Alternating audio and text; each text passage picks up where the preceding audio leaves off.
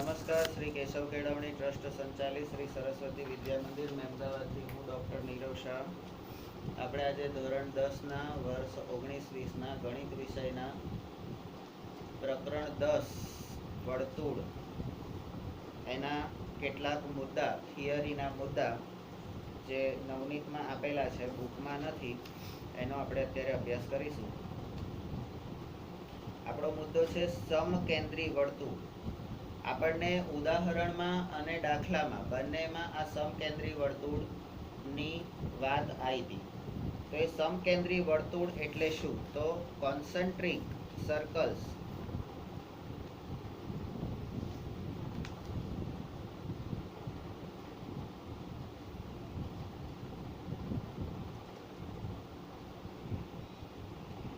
એક જ સમતલમાં આવેલા સમાન કેન્દ્ર પરંતુ ભિન્ન ત્રિજ્યાઓ ધરાવતા વર્તુળોને સમકેન્દ્રી વર્તુળો કહે છે. આ એની વ્યાખ્યા છે. હવે બે વર્તુળોનો છેદ ઇન્ટરસેક્શન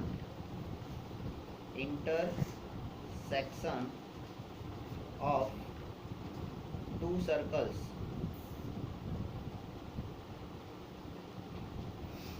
બે વર્તુળોનો છેદ.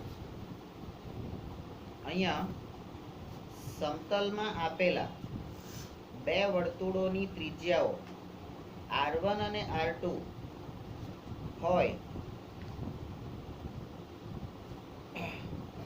તો તે બે વર્તુળોના છેદ માટે ત્રણ પરિસ્થિતિ અને 5 શક્યતાઓ શક્ય છે. બરાબર? આપણે દરેક વસ્તુમાં 3 વિકલ્પ આપણે મેળવ્યા છે, પણ અહીંયા પરિસ્થિતિ કીધી છે, વિકલ્પ નથી કીધા. 3 પરિસ્થિતિ અને એના માટેની 5 શક્યતાઓ, એટલે વિકલ્પ અહીંયા આપણને 5 મળે છે. તો જેનો આધાર આ બે વર્તુળોના છેદ માટે જે 3 પરિસ્થિતિ અને 5 વિકલ્પ, 5 શક્યતાઓ મળે છે, એનો આધાર શેની પર છે? તો કે R1 અને R2 જે એની ત્રિજ્યાઓ છે અને તે વર્તુળોના કેન્દ્રો O1 અને O2 વચ્ચેના અંતર D પર રહેલો છે. એમની વચ્ચેનું અંતર કેટલું છે? એના પર રહેલો છે. તો અહીંયા આપણને પહેલી પરિસ્થિતિની આપણે વાત કરીએ છીએ. તો પહેલી પરિસ્થિતિમાં શું છે એ આપણે જોઈએ. બે વર્તુળો બે ભિન્ન બિંદુઓ A અને B માં છેદે છે. એક નાનું વર્તુળ છે, એક મોટું વર્તુળ છે. વર્તુળની એક ત્રિજ્યા નાની છે. હવે મોટા વર્તુળની મોટી, નાના વર્તુળની નાની ત્રિજ્યા એ આપણને ખબર છે. એ બંનેનો છેદ ગણ આપણે ગણ પરિચય જ્યારે ભણતા હતા એમાં વેન આકૃતિ બનાવતા હતા, અને વેન આકૃતિમાં આપણે આ રીતે બે વર્તુળો અને એની વચ્ચેનો જે ભાગ હોય તો એને છેદ ગણ કહેતા હતા. તો અહીંયા પણ બે વર્તુળો એકબીજાને A અને B એમ અલગ બિંદુમાં છેદે છે. તો એના પરથી શક્યતા કઈ આવશે? આપણે શક્યતાનો વિચાર કરવાનો છે. પરિસ્થિતિ છે બે વર્તુળો બે ભિન્ન બિંદુઓ A અને B માં છેદે છે. તો એના માટેની શક્યતા, તો એમાં આ માનાંકમાં અહીંયા બે લીટા આ રીતે કરેલા હોય તો એને આપણે માનાંકમાં કહીએ છીએ. માનાંકમાં R1 - R2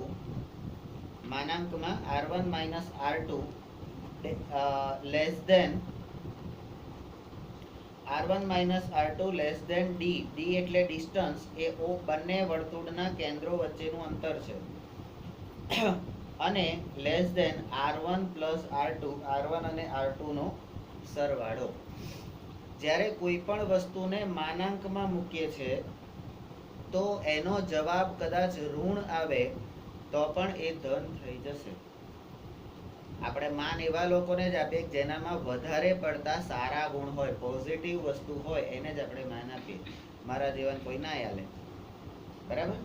તો અહીંયા માનાંકમાં R1 - R2 એટલે R1 માં અહીંયા આગળ R1 નાનું છે R1 નાનું છે, R2 મોટું છે, તો અહીંયા માઇનસ જ જવાબ આવશે. પણ એ માઇનસને આપણે પ્લસ કરીને લખવાનું છે, કારણ કે એ માનાંકમાં છે એટલા માટે.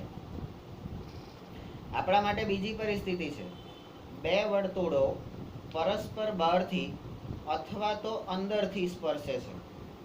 એટલે એક અહીંયા શક્યતામાં એક પરસ્પર બહારથી અને અથવા તો અંદરથી, બરાબર. એટલે એક અહીંયા એક આવ્યું, અહીંયા આગળ બે વસ્તુ આવશે, બહારથી અને અંદરથી, બરાબર.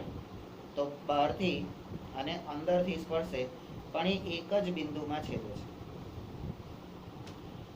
આપણી પરિસ્થિતિ શું છે કે બે વર્તુળો એક જ બિંદુમાં છેદે છે. અહીંયા બે વર્તુળો બે ભિન્ન બિંદુમાં છેદે છે. તો બે ભિન્ન બિંદુમાં છેદે છે તો એક જ શક્યતા મળી. પણ એક જ બિંદુમાં છેદે છે તો ત્યાં આગળ આપણને બે શક્યતા મળે છે, એક તો અંદરથી છેદે અને એક તો બહારથી છેદે. તો અહીંયા આપણે પહેલા પરસ્પર બહારથી એને એ કરે છે, એના માટે તો બે વર્તુળો પરસ્પર બહારથી સ્પર્શે છે એના માટેની આકૃતિ છે. તો અહીંયા બહાર માટેની આકૃતિ, તો સ્ટેપ નંબર A એટલે 1, જો D બરાબર R1 પ્લસ R2 હોય, D એટલે ડિસ્ટન્સ, બે કેન્દ્રો વચ્ચેનું ડિસ્ટન્સ, તો R1 પ્લસ R2 હોય તો બે વર્તુળો પરસ્પર P બિંદુએ બહારથી સ્પર્શે. આ બહારથી સ્પર્શે એવું આપણને કેવી રીતે ખબર પડે? તો R1 પ્લસ R2 બરાબર D થતું હોય, એટલે R1 અને R2 એ બંનેનું અંતર એ તમારું D બરાબર થતું હોય તો તમારા બહારથી સ્પર્શે એવું કહેવાય. એના માટેની નોંધ લેવાની છે. એના માટે નોંધ લેશો કે તેમનું સ્પર્શ બિંદુ, આ બંને વર્તુળોનું સ્પર્શ બિંદુ હંમેશા રેખાખંડ O1 O2 પર જ હોય. O1 O2 પર જ હોય, એટલે બે એકબીજાને અડીને જ્યાં રહે છે ત્યાં જ એ સ્પર્શ કરશે અને આ O1 O2 રેખાખંડ ઉપર જ હોય, બરાબર. હવે અંદરથી સ્પર્શે એવી બીજી આપણી શક્યતા છે, બરાબર, બીજી શક્યતા. તો અહીંયા D બરાબર માનાંકમાં R1 માઇનસ R2, જે અહીંયા આગળ આપ્યું છે એ R1 માઇનસ R2 આવું હોય તો બે વર્તુળો પરસ્પર P બિંદુમાં અંદરથી સ્પર્શે, બરાબર. માનાંક હોય તો એ અંદરથી સ્પર્શે, માનાંક ના હોય અને વત્તા હોય, સરવાળો હોય તો એ બહારથી સ્પર્શે. માનાંક હોય અને એમાં બાદ બાકી હોય. અહીંયા નોંધ લેવાની છે. શું નોંધ લેવાની છે? કે તેમનું સ્પર્શ બિંદુ હંમેશા રેખા O1 અને O2 પર જ હોય, બરાબર. જે અહીંયા કીધું છે એ જ, બરાબર. તો આની અંદર જ હોય. તો અહીંયા બીજી પરિસ્થિતિમાં તમને બે શક્યતા મળી, એટલે તમારી ટોટલ શક્યતાઓ કેટલી થઈ? 3. બે પરિસ્થિતિ અને 3 શક્યતા થઈ. હવે ત્રીજી પરિસ્થિતિ આવે છે કે આ બે વર્તુળો એકબીજાને છેદતા નથી. બે વર્તુળો બે બિંદુમાં છેદે છે, બે વર્તુળો એક જ બિંદુમાં છેદે છે અને બે વર્તુળો છેદતા નથી, બરાબર. તો આ છેદતા નથી તો એના માટે તમને બે શક્યતાઓ મળે છે. એક શક્યતા છે, જો D greater than R1 plus R2, આ D નું જે ડિસ્ટન્સ છે એ R1 અને R2 ના સરવાળા કરતા વધારે છે. અહીંયા આગળ આપણે આગળની તરફનો V હું અહીંયા એક લખું છું. અહીંયા પાછળની તરફનો V હોય તો એ લેસ ધેન ની નિશાની છે. લેસ ધેન એટલે થી ઓછું, અને આગળની તરફની નિશાની હોય V ની તો ગ્રેટર ધેન, અને ગ્રેટર ધેન એટલે થી વધારે. તો આ ડિસ્ટન્સ D એ R1 પ્લસ R2 થી વધારે હોય તો બે વર્તુળો પરસ્પર છેદતા નથી, બરાબર. અહીંયા દરેક વર્તુળ સંપૂર્ણતઃ બીજા વર્તુળના બહારના ભાગમાં હોય. જો ડિસ્ટન્સ વધારે હોય તો એ બહારના ભાગમાં જ હોય. બરાબર. અહીંયા બીજી શક્યતા, તો અહીંયા આગળ બહારથી અને અહીંયા અંદરથી. બરાબર. તો બીજી શક્યતા, જો ડી લેસ ધેન માનાંકમાં R1, અહીંયા આ બે લીટીની વચ્ચે જે સંખ્યા છે આ માનાંક છે અને માનાંક હંમેશા ધન હોય. બરાબર. તો D less than R1 minus R2 માનાંકમાં, તો આ બે વર્તુળો પણ પરસ્પર છેદતા નથી. અહીંયા એક વર્તુળ સંપૂર્ણતઃ બીજા વર્તુળની અંદરના ભાગમાં હોય. તો 3 પરિસ્થિતિ, 2 બિંદુમાં છેદે છે, 1 બિંદુમાં છેદે છે અને છેદતા નથી. આવી 3 પરિસ્થિતિ. પણ શક્યતાઓ 5. બરાબર. 5 કઈ? તો 2 બિંદુમાં છેદે છે તો એક જ શક્યતા, 1 બિંદુમાં છેદે છે તો બહારથી ને અંદરથી, એવી 2 શક્યતા, અને છેદતા નથી તો પણ 2 શક્યતા, બહાર અને અંદર. બરાબર. તો આવી 5 શક્યતા, એટલે 3 પરિસ્થિતિ અને 5 શક્યતા કેવી રીતે થઈ એ આપણને અહીંયા ખબર પડવી જોઈએ. આપણે એનો ચાર્ટ બનાવવો હોય તો 1, 2 અને 3 પરિસ્થિતિ અને આ પરિસ્થિતિમાં આની 2 શક્યતાઓ, એ રીતે તમે એનો બનાવી શકો. એના પછીનો આપણો મુદ્દો છે 2 વર્તુળના સામાન્ય સ્પર્શક. 2 વર્તુળના સામાન્ય સ્પર્શક, common tangent to 2 circles. Common tangent to 2 circles. બરાબર. તો એવી રેખા કે જે આપેલ બંને વર્તુળો માટે સ્પર્શક હોય, એવી રેખાને તે વર્તુળોનો સામાન્ય સ્પર્શક કહે છે. સામાન્ય સ્પર્શક એ 2 પ્રકારના હોય છે. તો અહીંયા તમને વ્યાખ્યા અને પ્રકાર, આવા 2 મુદ્દા મળે છે. તો સામાન્ય સ્પર્શક 2 પ્રકારના હોય છે. તો એમાં કયા 2 પ્રકાર? તો કે બાહ્ય સામાન્ય સ્પર્શક અને આંતરિક સામાન્ય સ્પર્શક. તમે જુઓ આખું વર્તુળનું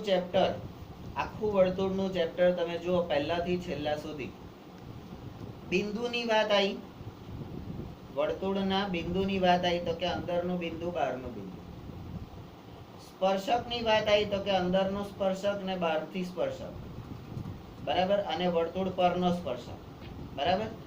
અહીંયા પણ જ્યારે વાત આવે છે, દરેક વખતે શક્યતાઓની વાત આવે છે ત્યારે અંદર બહારની જ વાત આવે છે. બરાબર. તો આખું ચેપ્ટર તમારું અંદર બહાર ની પેલી રમત છે આપણી, અંદર બહાર અંદર મંડળ પર.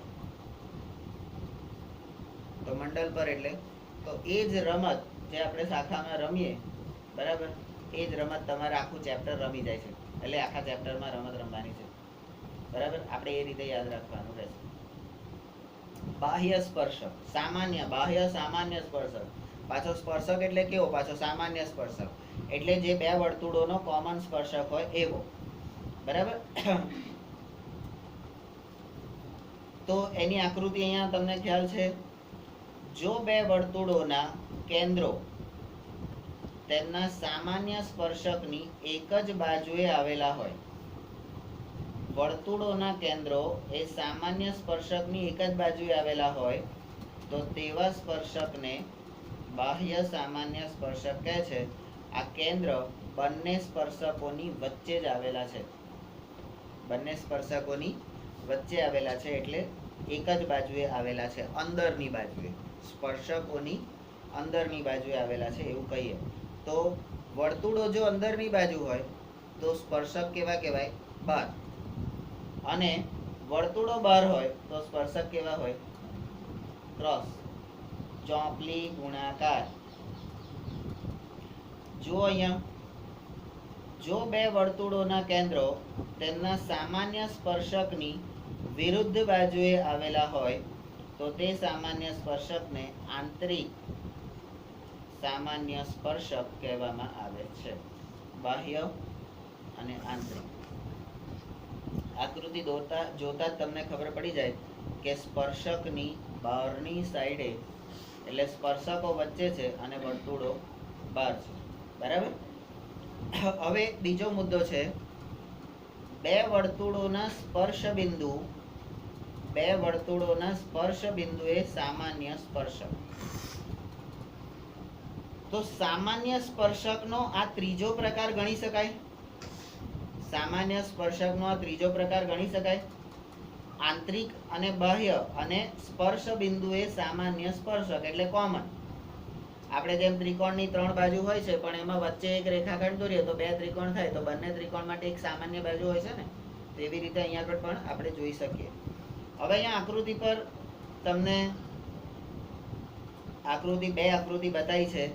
એમાં એક એવું બતાવ્યું છે કે એક સ્પર્શક છે એને બે વર્તુળો બહારથી સ્પર્શે છે અને અહીંયા એક સ્પર્શક છે એને બંને વર્તુળો અંદરથી સ્પર્શે છે.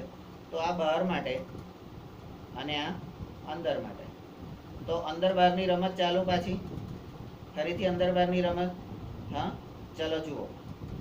જ્યારે બે વર્તુળો પરસ્પર એક બિંદુએ બહારથી અથવા તો અંદરથી, એટલે અહીંયા બે શક્યતા થઈ ગઈ, બહારથી અને અંદરથી સ્પર્શતા હોય ત્યારે તેમના સ્પર્શ બિંદુમાંથી તેમને એક સામાન્ય સ્પર્શક હોય છે. બહારથી સ્પર્શે તોય અને અંદરથી સ્પર્શે તોય. હવે આ ચોપડીનું પાનું ઉડી જાય છે. તમે અહીંયા ને અહીંયા મેગ્નેટ લગાવી દો છો. એનાથી શું થાય છે? તો એ મેગ્નેટના કારણે એ પાનું ચોંટી જાય છે. તો એને બહારથી બે મેગ્નેટો મૂકતા વચ્ચેની સાઈડે જે થયું એ તમારો સામાન્ય સ્પર્શક થઈ ગયો. ને? હા. પછી એવી રીતે અંદરથી તમારે કરવું હોય તો શું કરાવો? અંદરથી કરવું હોય તો એને માટે કયું ઉદાહરણ લો? તો બંગડીની અંદર બંગડી, મોટી બંગડીની અંદર નાની બંગડી તમે ગોઠવી દો અડાડીને. તો અહીંયા બે બંગડીઓ ગોઠવેલી છે ને, હે? તારી મારી, તારી મોટી મારી નાની. બરાબર. તો સામાન્ય સ્પર્શક. હવે જે આપણે આ ભણ્યા અંદર બહાર ભણ્યા એનો આ લોકોએ કોષ્ટક આપેલો છે. અંદર બહાર જે ભણ્યા એનો કોષ્ટક આપેલો છે કે જો બે વર્તુળો પૈકી એક વર્તુળ સંપૂર્ણતઃ બીજા વર્તુળના અંદરના ભાગમાં હોય તો તેમને એક પણ સામાન્ય સ્પર્શક નથી. સંપૂર્ણતઃ અંદરના ભાગમાં એટલે આવું સમકેન્દ્રી વર્તુળ હોય. બરાબર. અંદર એકબીજાને અડતું હોય નહીં એવા વર્તુળની વાત કરી તો ત્યારે કોઈ પણ સામાન્ય સ્પર્શક હોતો નથી. એટલે વર્તુળના સામાન્ય સ્પર્શક માટે પણ તમને 5 શક્યતાઓ, 3 પરિસ્થિતિ અને 5 શક્યતાઓ આપી. બરાબર. એક સામાન્ય સ્પર્શક 2 પ્રકારના હોય છે, અંદર અને બહાર. સામાન્ય સ્પર્શક એ સ્પર્શ બિંદુએ હોય તો એને એક જ સામાન્ય સ્પર્શક હોય છે, અને જો વર્તુળ સંપૂર્ણતઃ બીજાની અંદર હોય તો એને સામાન્ય સ્પર્શક હોતો નથી. બરાબર. તો 5 શક્યતાઓ થઈ અને 3 પરિસ્થિતિ થઈ. તો 5 શક્યતા અને 3 પરિસ્થિતિ એ આપણે 2 વસ્તુ માટે, વર્તુળના છેદ માટે અને વર્તુળના સ્પર્શક માટે. એટલે અહીંયા આપણે વર્તુળનો છેદ અને વર્તુળનો સ્પર્શક. બરાબર. તો આના માટે 1, 2 અને 3 પરિસ્થિતિ આના માટે પણ 1, 2 અને 3 પરિસ્થિતિ, અને આના માટે આમાં 2 છે અને આમાં 2 છે. અહીંયા પહેલામાં 2 છે, બીજામાં 2 છે અને ત્રીજામાં 1 છે. આ રીતનો તમારો ફ્લો ચાર્ટ બનશે. 2 પ્રકારના સ્પર્શક અંદર અને બહાર. સામાન્ય સ્પર્શકમાં 2 શક્યતા અંદર અને બહાર, અને અંદર હોય તો કોઈ સ્પર્શક નથી એવી આ 5મી શક્યતા છે. બરાબર? તો એ રીતે તમારો ફ્લો ચાર્ટ બનશે. ક્લિયર? હવે આપણે જે આ બધું ભણ્યા, જે શબ્દોમાં ભણ્યા, એને હવે આપણે કોષ્ટકની રીતે આપણે જોઈએ તો અહીંયા આ આપણા માટે અગત્યનો છે. DR1 અને R2 વચ્ચેનો સંબંધ, એટલે 2 વર્તુળોની ત્રિજ્યા અને એમના વચ્ચેનું અંતર D. 2 વર્તુળોની ત્રિજ્યા R1 અને R2 અને એમના વચ્ચેનું અંતર D, એ બંને વચ્ચે કેવા પ્રકારનો સંબંધ હોય છે. બરાબર?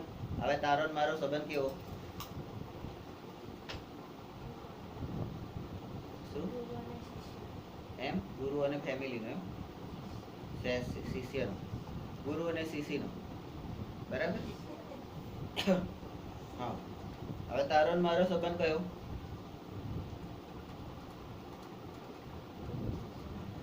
બરાબર, સમજી ગયો. એટલે પહેલું જે હોય હૈયે હોય એ જ ઓઠે આવે. બરાબર? એવું જ હોય.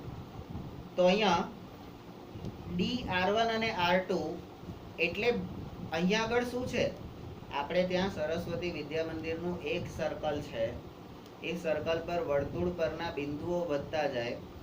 કેન્દ્રમાં હું છું, કેન્દ્ર બિંદુ એક જ છે. તો એ કેન્દ્રને ત્રિજ્યાઓ ગમે તેટલી મોટી થાય તો પણ એ કેન્દ્ર સાથે જોડાઈ રહે. બરાબર? અને વર્તુળ બનાવે. અહીંયા શું છે? કેન્દ્ર પણ 2 છે. કેન્દ્ર પણ 2 છે. તો એના કેન્દ્રને અનુલક્ષીને 2 વર્તુળો દોરેલા છે. એ વર્તુળો 2 વર્તુળો એટલે ઘણા બધા વર્તુળ. જેમ અત્યારે આપણું પૂર્વ છાત્રની સમાંતર સરકાર થઈ ગઈ છે, બીજું વર્તુળ ઊભું થઈ ગયું છે. કેન્દ્ર બદલાઈ ગયું છે. પહેલા નીરવ ગુરુજી કેન્દ્રમાં હતા, અત્યારે નિકુંજભાઈ કેન્દ્રમાં થઈ ગયા છે. એટલે 2 કેન્દ્રો થયા. પણ એ બંને કેન્દ્રોને જોડી રાખતી એક રેખા છે, રેખાખંડ છે. એ રેખાખંડ એટલે તમારું D, ડિસ્ટન્સ. ભલે એ બધા વર્તુળો આમથી અહીંયા કેન્દ્ર બનાવીને વર્તુળ બનાવે, અહીંયા કેન્દ્ર બનાવીને વર્તુળ બનાવે, અહીંયા કેન્દ્ર બનાવીને વર્તુળ બનાવે, અહીંયા કેન્દ્ર બનાવીને વર્તુળ બનાવે, પણ એ કેન્દ્રોની રેખા, જે કેન્દ્રોને જોડતી રેખા છે, એ રેખા એ ચતુષ્કોણ બનાવતી હોવી જોઈએ. તો ગમે તે ખૂણામાં એ કેન્દ્રનું વર્તુળ બનશે, જુદા જુદા કેન્દ્રો વાળું, જુદી જુદી ત્રિજ્યાઓ વાળું, પણ એ બધું જોડાઈ રહેશે ક્યાં? SVM. બરાબર? આપણે SVMP ચતુષ્કોણ કહીએ, સરસ્વતી વિદ્યા મંદિર પરિવાર. બરાબર? SVMP ચતુષ્કોણ ત્યાં આગળ જોડાઈ રહે. બરાબર? તો આ જે ધરી છે એ ધરી અગત્યની છે. તમે ખાટલો બનાવો, તો ખાટલામાં સૌથી પહેલી એની જે આ 4 બાજુની ઈસ કહેવાય, પેલું ચૂંટલી ભરે ને ઈસ કે નહીં હો, આ 4 બાજુની જે પેલી આડા ઉભા જે પટ્ટા કહેવાય એને ઈસ કહેવાય. અને ઈસ મહત્વની છે. બરાબર? એ ઈસ હશે તો જ એને પાયા લાગશે. બરાબર? પણ તો જ ખાટલો થશે. ખાલી એકલા 4 પાયાથી થવાનો છે? નથી થવાનો. બરાબર? તો એ રીતે આ ટોપિકને આપણે સમજવાનો છે. DR1 અને R2 વચ્ચેનો સંબંધ, આકૃતિ એના માટેની બનાવેલી છે, અને સામાન્ય સ્પર્શકોની સંખ્યા. સામાન્ય સ્પર્શક માટે આપણને આ 3 વિકલ્પો અને 5 શક્યતાઓ આપેલી છે. બરાબર? તો અહીંયા D અને R1 R2 નો સંબંધ, તો D ગ્રેટર ધેન, અહીંયા હું લખું છું D greater than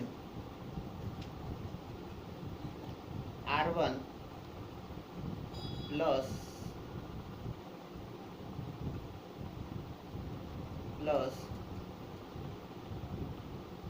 R2.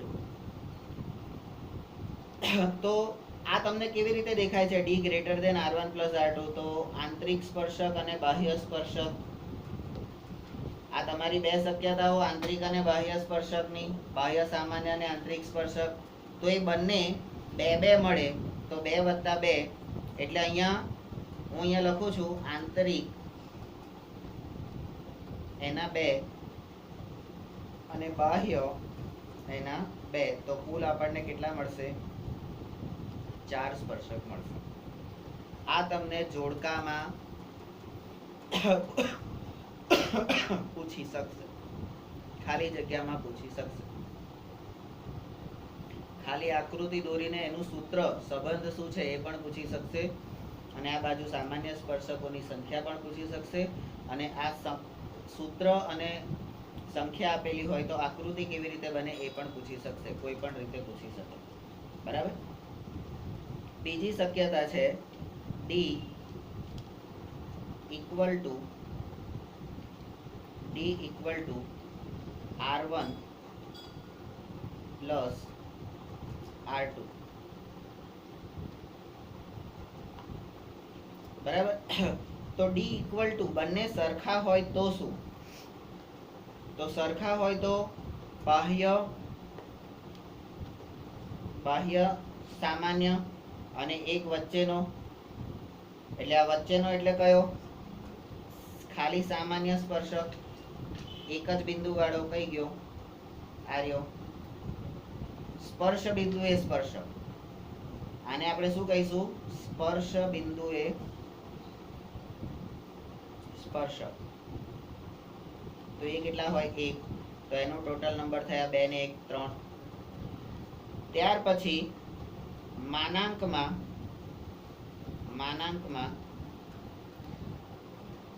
R1 minus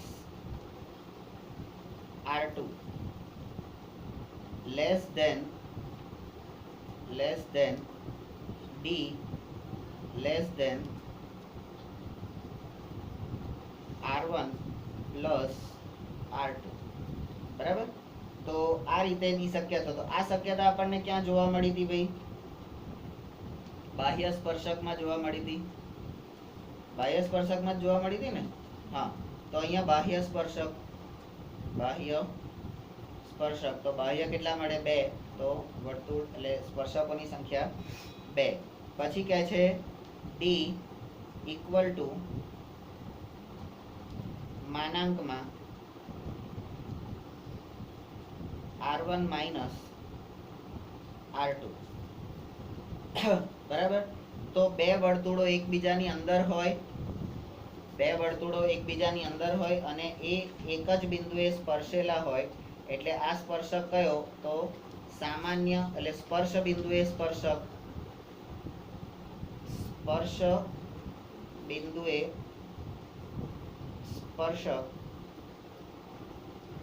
તો એક. પણ આ કઈ? અંદરની બાજુ. અને અહીંયા સ્પર્શ બિંદુએ સ્પર્શક એટલે કઈ? તો કે બહારની બાજુ. બરાબર. તો એક જ આ વચ્ચેનો સ્પર્શક, આ બાહ્ય તો 2 છે જ, અને આ વચ્ચેનો સ્પર્શ બિંદુએ સ્પર્શક 1 એટલે 2 ને 1 3 એટલે થયા. બરાબર. તો અહીંયા આગળ સ્પર્શ બિંદુએ સ્પર્શક પણ અંદરની બાજુ છે એટલે એક જ સ્પર્શક થયો. તો સામાન્ય સ્પર્શક એક જ મળ્યો. બરાબર. અને અહીંયા કહે છે D લેસ દેન માનાંકમાં R1 માઇનસ R2. તો સંપૂર્ણતઃ અંદર હોય એટલે અહીંયા સંપૂર્ણતઃ અંદરના વર્તુળ માટે, સંપૂર્ણતઃ અંદરના વર્તુળ એટલે આપણો આ છેલ્લી વાત. બરાબર. તો કોઈ પણ સામાન્ય સ્પર્શક હોય નહીં.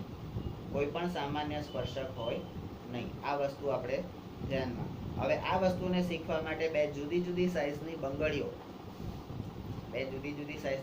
અથવા તો બે જુદા જુદા સાઈઝના સિક્કા, રૂપિયાના, 2 રૂપિયાના, મોટો નાનો એવી રીતે લેવાનો, અને એનાથી આ વસ્તુ તમે સમજી શકો. અને દિવાસળીની સળી. અથવા તો સાવરણાની સળી, ઘાસનું તણખલું, કંઈ પણ ફૂટપટ્ટી, આનાથી તમે આ જે આકૃતિઓ બનાવી અને એને સમજી શકો. બરાબર. હવે સામાન્ય સ્પર્શકની વાત, આ સામાન્ય સ્પર્શક તમારા માટે અગત્યનો એટલા માટે છે, તમારી બુકમાં આના વિશે કોઈ માહિતી નથી,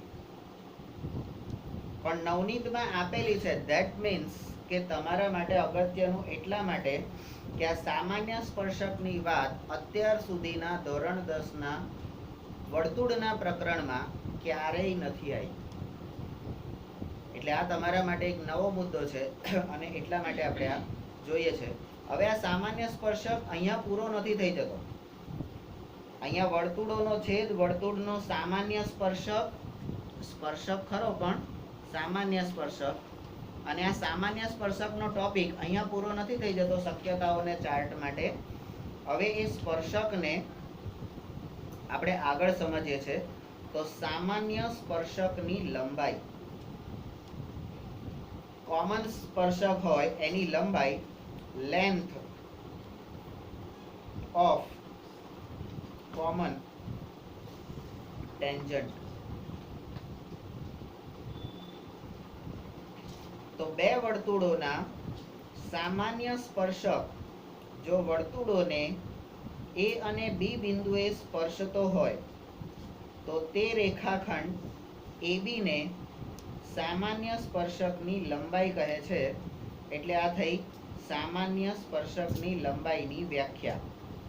અને તેને સામાન્ય રીતે L થી દર્શાવાય છે. આ સ્મોલ l એ શું થયું? સંજ્ઞા. શું થયું? સંજ્ઞા. L થી દર્શાવાય છે. તો આ સામાન્ય સ્પર્શકની લંબાઈની વ્યાખ્યા તો A, એની સંજ્ઞા તો B. હવે C, સામાન્ય સ્પર્શકની લંબાઈ L એ શું છે? તો કે બે કેન્દ્રો વચ્ચેનું અંતર D, બે કેન્દ્રો વચ્ચેનું અંતર D તથા બે વર્તુળોની ત્રિજ્યાઓ R1 અને R2 ના માપ વચ્ચેનો સંબંધ હોય છે. આ L શું છે? કે આ બધા વચ્ચેનો સંબંધ હોય છે. એટલે આ જે સૂત્ર છે એ બધા L ને અનુલક્ષીને છે. બરાબર. અને C પછી D. જુદી જુદી પરિસ્થિતિ અનુસાર આપણને 5 પરિસ્થિતિ આપી છે. તો જુદી જુદી પરિસ્થિતિ અનુસાર આપણે તે સંબંધને રજૂ કરતા સમીકરણ મેળવી શકીએ છીએ. આપણે આ સમીકરણો 5 મેળવેલા છે. બરાબર. આ હોય તો શું કહેવાનું? 4 સંખ્યા સામાન્ય સ્પર્શકોની. બરાબર. તો અહીંયા શું છે? સ્પર્શક, આ સામાન્ય સ્પર્શકની લંબાઈ એટલે શું? તો આ બે વર્તુળો છે એના કેન્દ્રને જોડતો રેખાખંડ AB. વર્તુળનો સામાન્ય સ્પર્શક જો વર્તુળો A અને B એ સ્પર્શતો હોય તો AB ને સામાન્ય સ્પર્શકની લંબાઈ કહેવાય. એટલે આ સામાન્ય સ્પર્શક આ રહ્યો અને આ રહ્યો, એની લંબાઈની વાત છે L. બરાબર. અને એ D બરાબર D અને R1 R2 વચ્ચેના સંબંધને રજૂ કરતો છે એની જુદી જુદી પરિસ્થિતિ પ્રમાણે. તો સ્પર્શકની લંબાઈ માટે એટલે સામાન્ય સ્પર્શક વિશે આપણે શું શીખ્યા? તો સામાન્ય સ્પર્શકની વ્યાખ્યા, એના 5 પ્રકાર, એના 3 પ્રકાર, 5 પરિસ્થિતિ અને 5 પરિસ્થિતિના વચ્ચેના સંબંધોનું સૂત્ર અને સ્પર્શકની, સામાન્ય સ્પર્શકની લંબાઈની વ્યાખ્યા અને એની સમજૂતી, આટલી વસ્તુ સામાન્ય સ્પર્શકમાં આપણે શીખ્યા. હવે જે આપણે દાખલામાં કર્યું પણ તમને ચોપડીમાં આપેલું નથી એ વસ્તુ હવે જોઈએ છે. તો હવે પછીનો આપણો ટોપિક છે ત્રિકોણનું અંતઃવૃત્ત. ત્રિકોણનું અંતઃવૃત્ત. અંતઃવૃત્ત એટલે અંદરનું વર્તુળ. અંદરનું વર્તુળ. તો in circle of a triangle.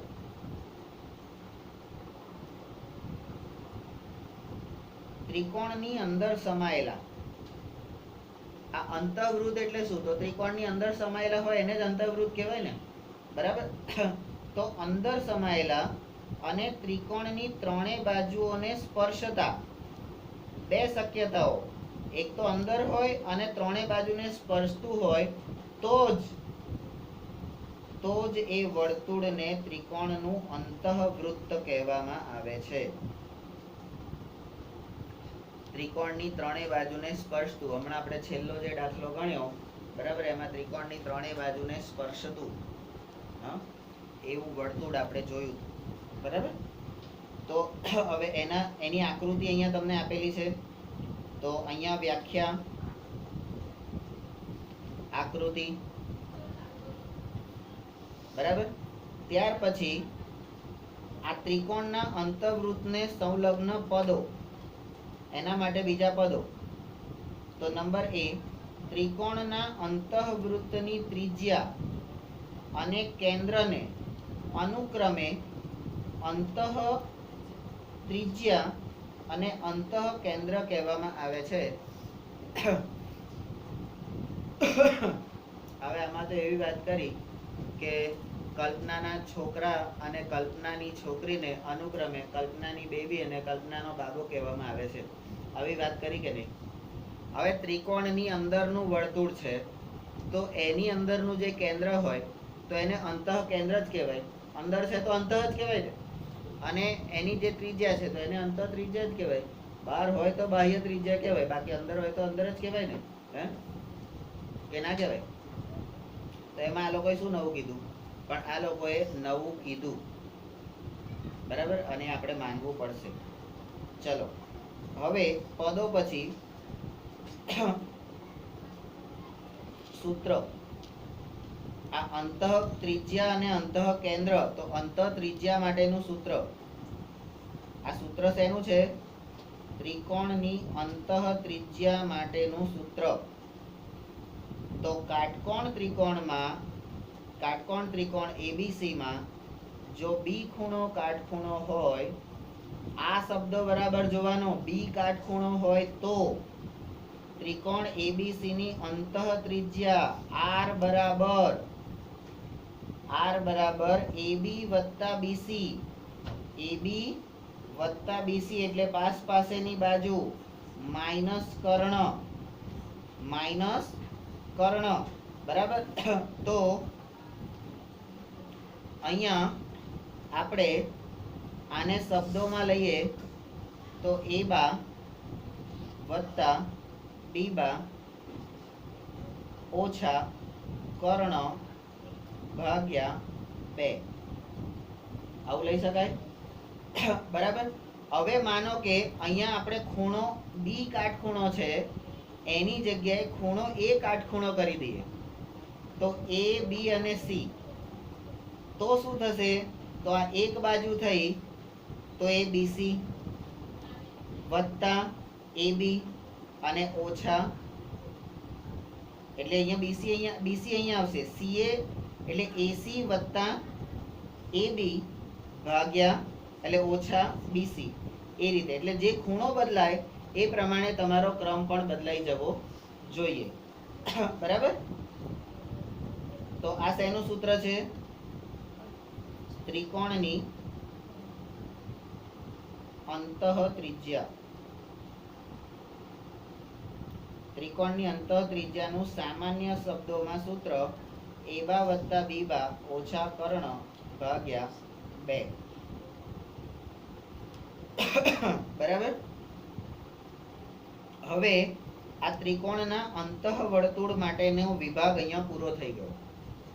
ત્રિકોણના અંતઃવર્તુળ માટેનો વિભાગ અહીંયા પૂરો થઈ ગયો. હવે આપણે જોવાનું છે ત્રિકોણની પરિમિતિ અને અર્ધ પરિમિતિ. ત્રિકોણની પરિમિતિ અને ત્રિકોણની અર્ધ પરિમિતિ, બરાબર. તમે અહીંયા આગળ જુઓ, જો કોઈ ત્રિકોણની બાજુઓની લંબાઈ, અહીંયા લંબાઈ એટલે લંબાઈનું માપ, એ એ બી અને સી હોય, એ બી અને સી હોય, અને આપણે આ ત્રિકોણમાં આપણે અહીંયા ભણી ગયા છે, બરાબર? એટલે આપણે અહીંયા એક ત્રિકોણ બનાવીએ, નાનો ત્રિકોણ, જેને આપણે એ બી અને સી આવું નામ આપીએ, તો એની સામેની બાજુ એને સ્મોલ એ કહેવાય. એટલે આ એ કોનું માપ છે? તો કે બીસી નું માપ છે. બી ની સામેની બાજુ એટલે એસી, તો એને આપણે બી કહીશું. તો આ બી એટલે શું? તો કે એ એસી નું માપ છે.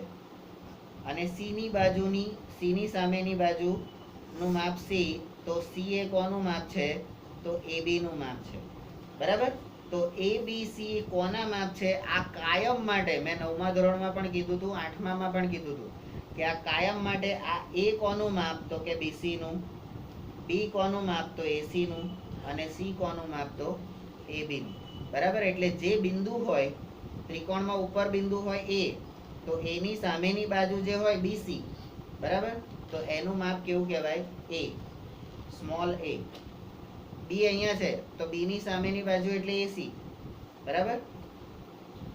અહીંયા તમને આ ત્રિકોણ આપેલો છે, આ ત્રિકોણ છે, એમાં ઉપર એ બિંદુ છે, આ બાજુની સાઈડે બી બિંદુ છે, અને આ બાજુની સાઈડે સી બિંદુ છે, બરાબર? તો બિંદુ એ ની સામેની બાજુ, આ બિંદુ એ છે, તો એની સામેની બાજુ કઈ આવશે? તો આ અંગૂઠાવાળી. એ બાજુ કઈ છે? બીસી. તો બીસી નું માપ કેવી રીતે કહેવાશે? તો સ્મોલ એ, સ્મોલ એ. પછી આ બી અહીંયા છે, તો બી ની સામેની બાજુ આ કઈ આવશે? એસી. તો એસી નું માપ કયું આવશે? સ્મોલ બી.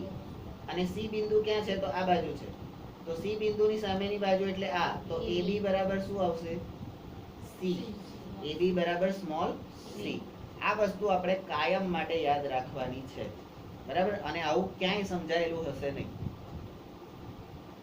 જો બાજુઓની લંબાઈ એબીસી હોય, તો તે ત્રિકોણનું ક્ષેત્રફળ, આ ત્રિકોણનું ક્ષેત્રફળ એ ત્રિકોણની અંતઃત્રિજ્યા, ત્રિકોણની અંતઃત્રિજ્યા અને ત્રિકોણની અર્ધ પરિમિતિ વચ્ચે, ત્રિકોણની અંતઃત્રિજ્યા અને ત્રિકોણની અર્ધ પરિમિતિ વચ્ચે નીચે પ્રમાણેનો સંબંધ હોય, નીચે પ્રમાણેનો સંબંધ હોય. તો અહીંયા ત્રિકોણના ક્ષેત્રફળ,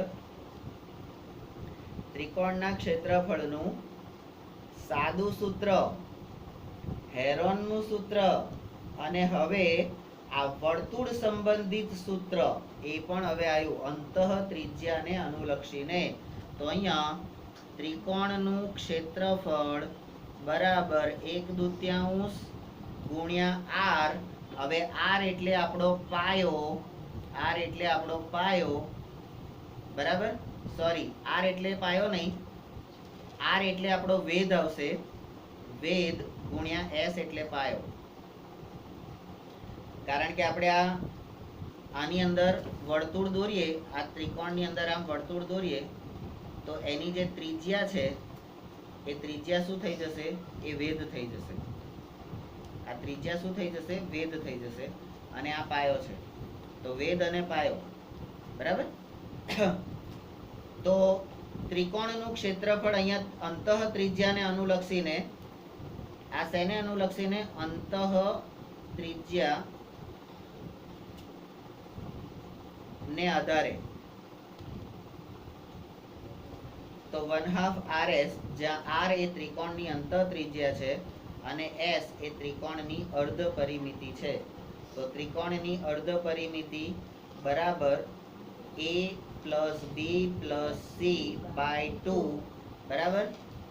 એને આપણે આ રીતે કરીએ તો A એટલે BC વત્તા AC અને વત્તા AB બાય 2. તો આ 2 ઉપર જતા રહે, તો અહીંયા આપણે તો 2S બરાબર પરિમિતિ, 2S બરાબર પરિમિતિ બરાબર AB plus BC plus AC.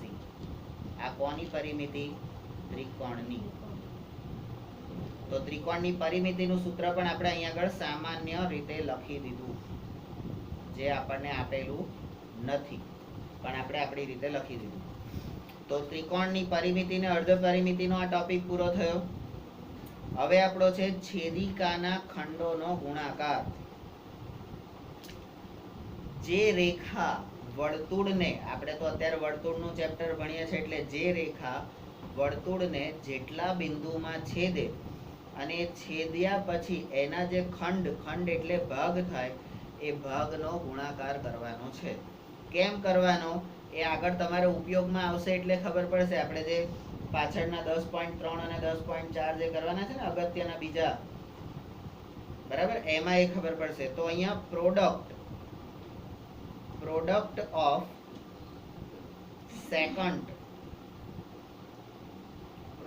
Of second segment,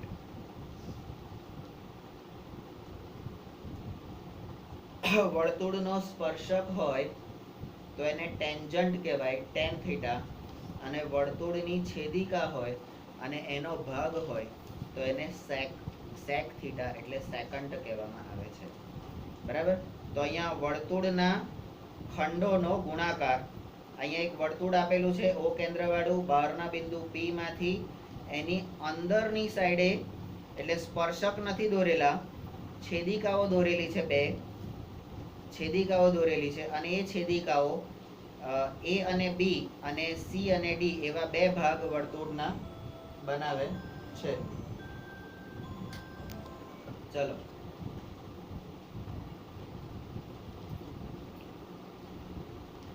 તો વર્તુળની છેદિકાના ખંડો. તો અહીંયા બહારના બિંદુમાંથી વર્તુળને બે છેદિકાઓ આપેલી છે, અને એ બે છેદિકાઓ થી આપણને AB અને CD એવા બે ખંડ પડે છે. ખંડ એટલે ભાગ, ખંડ એટલે ભાગ. તો અહીંયા જો કોઈ વર્તુળની બે છેદિકાઓ AB અને CD એ વર્તુળની બહારના ભાગમાં બિંદુ P માં છેદે છે, એટલે આ છેદિકાઓ અહીંયા ડોટેડ લાઈનથી તમારે આમ બતાવવું પડશે કે બહારના બિંદુ P માં છેદે છે. તો આ ખંડોનો ગુણાકાર એટલે PA ગુણ્યા PB એટલે એક છેદિકાના બે ભાગ, એટલે અહીંયા PA અને PB એ બેનો ગુણાકાર, અને અહીંયા PC અને PD એ બેનો ગુણાકાર, એ બંને કેવો હોય? સરખો હોય.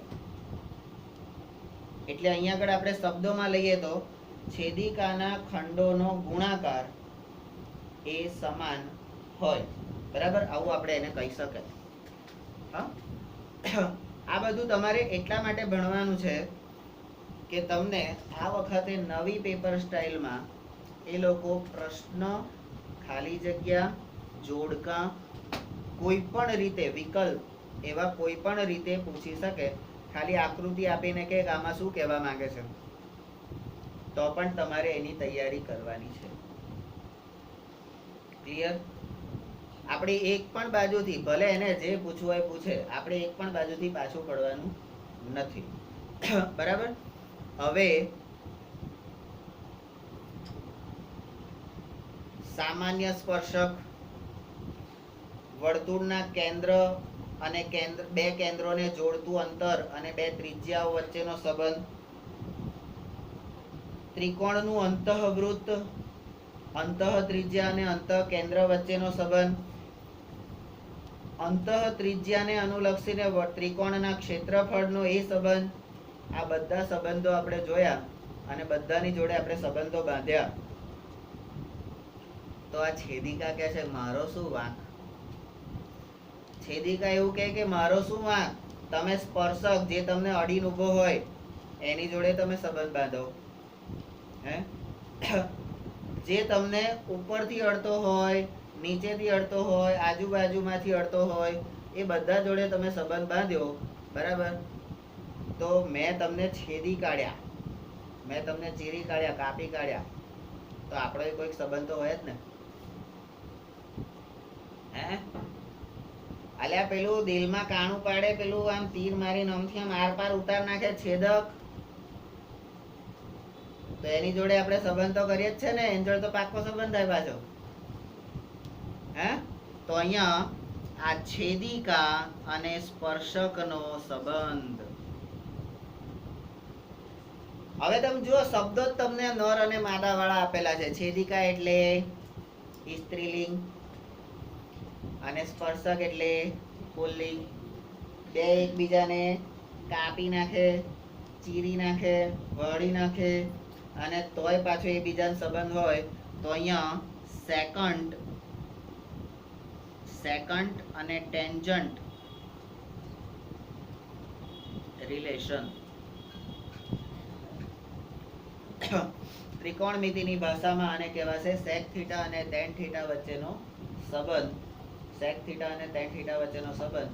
તો એ આખું સૂત્ર છે. એ સૂત્ર તમને ત્રિકોણમિતિના ચેપ્ટરમાં જોઈશું ત્યારે ખબર પડશે. હવે આ છેદિકા અને સ્પર્શકનો સંબંધ. એક વર્તુળ દોરેલું છે તો ઓ કેન્દ્રિત વર્તુળ, એનો સ્પર્શક પીટી છે.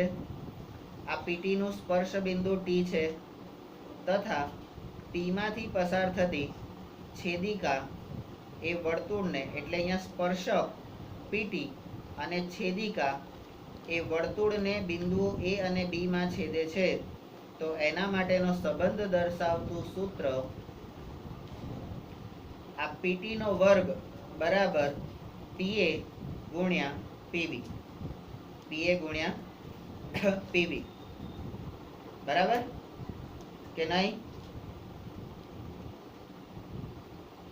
હા કે ના? તો આપણે આ સૂત્રો યાદ રાખવાના છે. અહીંયા આ શબ્દો કોઈ પણ હોય, આ પી બિંદુની જગ્યાએ કોઈ પણ એ બિંદુ પણ આપેલું હોય, અહીંયા એબી ની જગ્યાએ પીક્યુ આરએસટીયુ કોઈ બી આપેલું હોય, આપણે તો આ પૂછડું પકડી રાખવાનું. પીટી એટલે શું? તો એને શબ્દમાં લખું છું. પીટી એટલે શું? તો કે સ્પર્શકનો વર્ગ. સ્પર્શકનો વર્ગ બરાબર છેદિકાના ખંડોનો ગુણાકાર. એટલે છેદિકાના ખંડોનો ગુણાકાર. આપણે આ શબ્દો યાદ રાખવાના. આપણે આ શબ્દો યાદ રાખવાના છે. બરાબર? તો આ તમારી જે થિયરી હતી, જે તમારા માટે અગત્યની હતી, અને આ theory exam point of view આપણા માટે અગત્યના છે. અને તમારા મહત્વના અન્ય ઉદાહરણો તમારી બુકમાં બતાવો તો મને. બુક આપો મને. ધડ લઈ ના પાડે છે પણ હાલતી નહીં.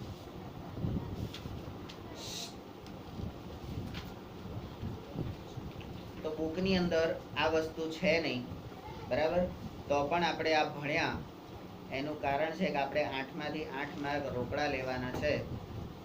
આમાં મહત્વના જે ઉદાહરણો છે હું અત્યારે નથી લેતો. એકવાર તમારું આ ક્લિયર થઈ જાય કોન્સેપ્ટ, પછી એ મહત્વના ઉદાહરણો લઈશું. અને મહત્વના ઉદાહરણોની ખાલી આકૃતિઓ એકવાર નજર મારી લો એટલે તમને ખબર પડી જશે કે જે આપણે આ વધનું જે ભણ્યા ને, આપણે જે આ વધનું ભણ્યા ને એ બધાનો ઉપયોગ અહીંયા આગળ કરવામાં આવે છે. સહેજ આકૃતિઓ પર નજર મારો એટલે ખ્યાલ આવી જશે. પછી કે છે કૌશલ્ય ચકાસણી. કૌશલ્ય ચકાસણીમાં જેને 90+ જવાનું છે એણે જ આ દાખલાઓમાં મેથી મારવાનો ટ્રાય કરવાનો. બાકી આ દાખલાને અડવાનું જ નહીં. આપણે ખાલી આ સ્વાધ્યાય 10.1, 10.2 અને એના ઉદાહરણના દાખલા અને એની આટલી થિયરી, બરાબર, આટલું ધ્યાનમાં રાખવાનું એટલે આપણા 80 પાકા. બરાબર? મારા બાપાએ તો 70 કીધું છે, 80 આવે તો આપણે શું વધો છે? નહીં, આપણે કરિયાણાની દુકાન જવું ના પડે. હા, બરાબર? તો કશો વાંધો નહીં, પણ આટલું જે તૈયાર કરો એકદમ પરફેક્ટ તૈયાર કરવાનું છે. બરાબર? તો આ સાથે આપણું વર્તુળનું ચેપ્ટર અહીંયા પૂરું થાય છે. અને વર્તુળના ચેપ્ટરમાં હજી પાછળ એક તમે જોઈ શકો છો, અહીંયા હેતુલક્ષી પ્રશ્નો આપેલા છે. એ હેતુલક્ષી પ્રશ્નોમાં તમને પ્રશ્ન, ખાલી જગ્યા, એ બધું કઈ રીતે પૂછાશે એ અહીંયા તમને આપેલું છે. વ્યાખ્યાઓ બધી કઈ કઈ પૂછાશે. બરાબર? તો આ બધી વ્યાખ્યાઓ અહીંયા જે આપેલી છે એ બધીને વ્યાખ્યાના સ્વરૂપમાં આપણે એક પેજ બનાવી દેવાનું.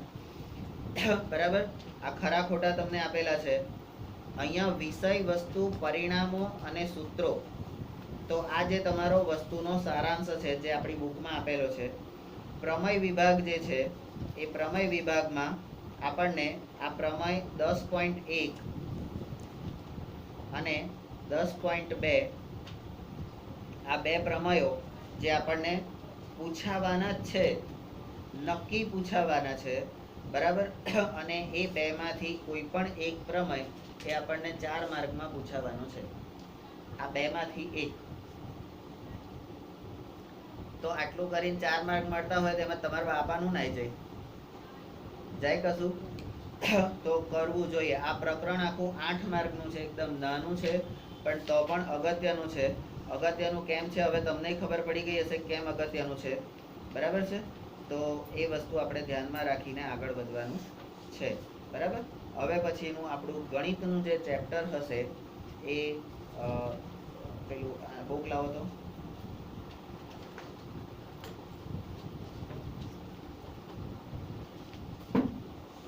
હું તમને મારી સિસ્ટમથી તૈયાર કરું છું, બરાબર. એટલે હવે પછીનું આપણું જે પ્રકરણ હશે એ પ્રકરણ 6 છે, બરાબર. ત્રિકોણ. તો એની અંદર સમરૂપ ત્રિકોણ એટલે આપણે એકરૂપ ત્રિકોણ ભણી ગયા છે.